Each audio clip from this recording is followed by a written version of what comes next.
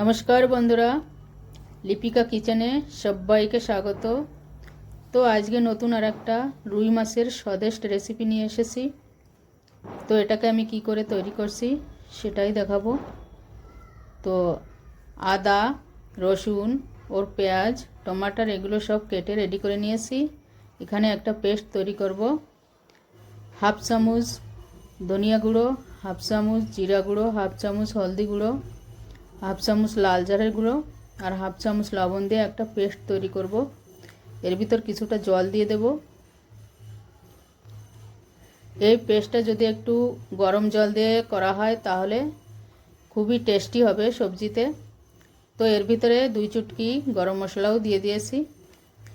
তো এর ভিতরে কিছুটা কুনকুনা গরম জল দিয়ে দিলাম। এটাকে একটুখানি সময় গুলে সাইডে রেখে দেব। তো একটা ননস্টিক নিয়ে নিলাম, তার ভিতরে বড় 2 চামচ তেল দিয়ে দিয়েছি।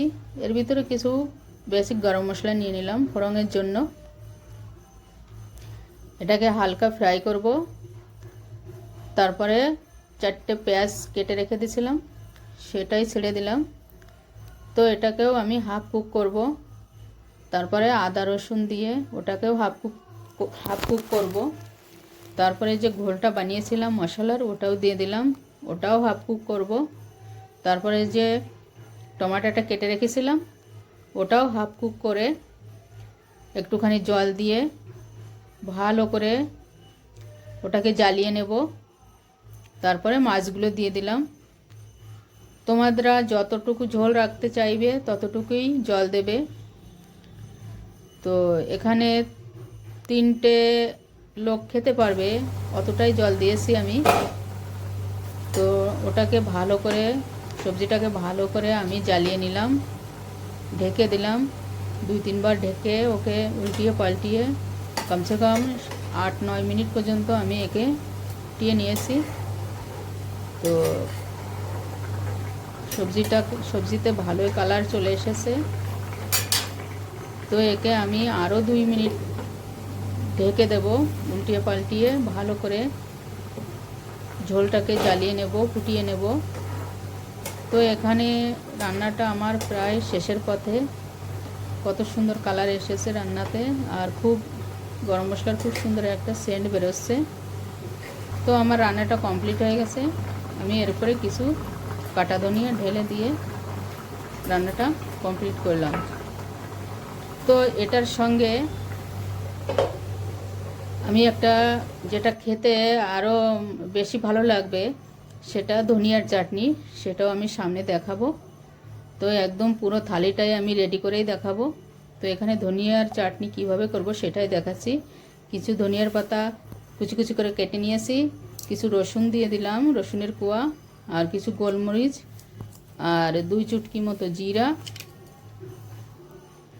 আর একটা টমাটার দিয়ে দিলাম এর ভিতরে।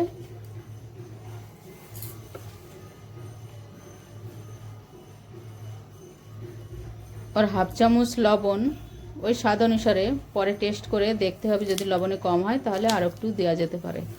আর একটা ঝালটা খুব তেজ, এই জন্য আমি একটাই দিয়েছি। আর হাফ লেবু দিয়ে এটাকে আমি পিষে একটা পেস্ট করব। তো হয়ে যাবে আমাদের ধনিয়ার পাতা কমপ্লিট হয়ে যাবে। চাটনি আমার কমপ্লিট হয়ে গেছে। এখন এই সবজিটা ধনের চাটনি আর রুটির সঙ্গেই বেশি টেস্ট লাগে। তো রুটিগুলোও আমি করে নিচ্ছি এই পাশে। আমি আজকে পুরো কমপ্লিট থালি বানিয়ে দেখাচ্ছি। তো আমার রেসিপিটা কেমন লাগলো অবশ্যই একটা কমেন্ট করে জানাবে। তো আজকের রেসিপি এই পর্যন্ত। সবাই ভালো থাকো, সুস্থ থাকো। তো এই আমার কমপ্লিট থালি। Okay, by.